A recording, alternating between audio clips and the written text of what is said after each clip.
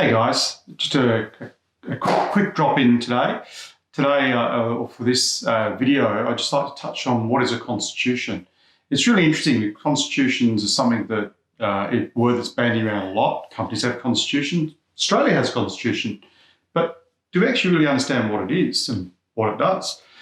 Unfortunately, I think a lot of people start a company without realising that there is this thing called a constitution, and a lot of people that I see who are having some problems with their companies have jumped online, found a nice cheap supplier, bought a company for $1 plus the ASIC fees, but realised very quickly that they have a replaceable rules and not the constitution, and it's quite confusing. Or they jump online to create a company and they'll put in, say, A-class shares, for example, thinking, well, that's what everyone does, and I want an A for everything. So A-class share sounds great, but not realising that the class of share is around the replaceable rules. So potentially A-class share has no voting rights. So you've now got a company that you can't do anything with because you can't vote. So you can't vote on changes, or you can't sign documentation as a director because there's no voting rights. So what is all this about? So guys, when you're setting up a company, there's two ways that company's going to go. The first way it's going to go is in relation to replaceable rules. And the other way, which is the easier and better, in my opinion, the better way of going, is a constitution. So replaceable rules, very quickly, is Corps Act 2001.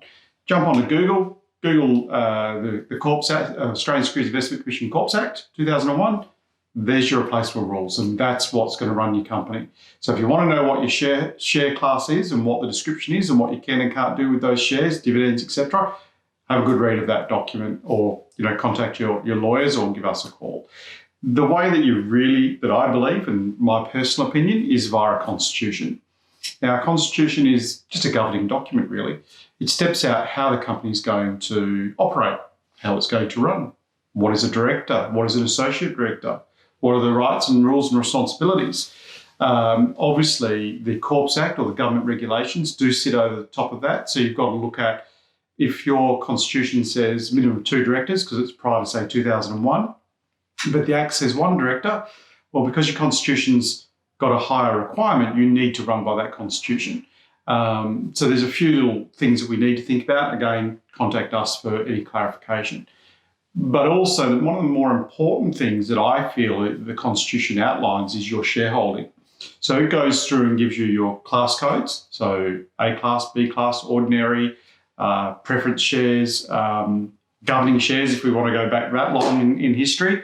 And it goes through and sets out those classes. And what it also does, therefore, is set out the description that's on that class. So it'll say things around that A class share has voting rights but no dividend rights. B class might be dividend rights, no voting. C class might be both dividend and voting rights.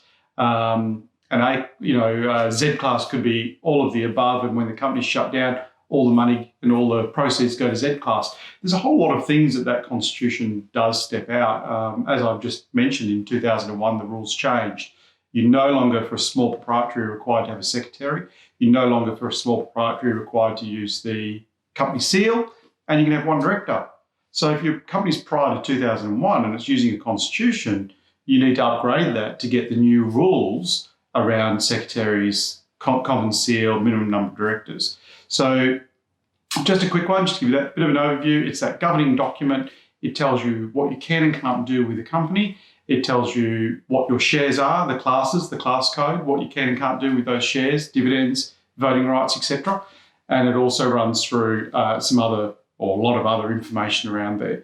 If you need clarification around the Constitution, give us a call, contact us. Happy to step you through that. If you've got replaceable rules, don't panic. We can change you. We can do a conversion and convert you to a constitution. The same way that we can convert you from a trading company, which is a standard constitution, through to a special purpose constitution. So I'll just very quickly touch on the special purpose constitution. Those constitutions look fairly similar to a normal trading constitution, but there's some clauses in there that prevent you from making profit. So for example, the one that most people use a special purpose constitution for is a self-managed super fund trustee company. Bit of a mouthful. But a self-managed super fund trustee company has a special purpose constitution. It means you're paying less money to ASIC per year, but all you can use that constitution or that company for is to be the trustee of a self-managed super fund. There is nothing else you can do with it, which obviously allows you to have that cheaper fee. The other thing special purpose can do, it could be a not-for-profit or in that sort of sphere. But again, if you're going to go down that not-for-profit area, contact us. We have set up a lot of not-for-profits. We do know what we're doing in that space, so give us a call first. There will be a later video on all that sort of information, but again, at the moment, that's the real crux of what is a constitution and why you do need it. All right, any questions, please give us a call, contact the office. We'll be happy to help you. Thank you.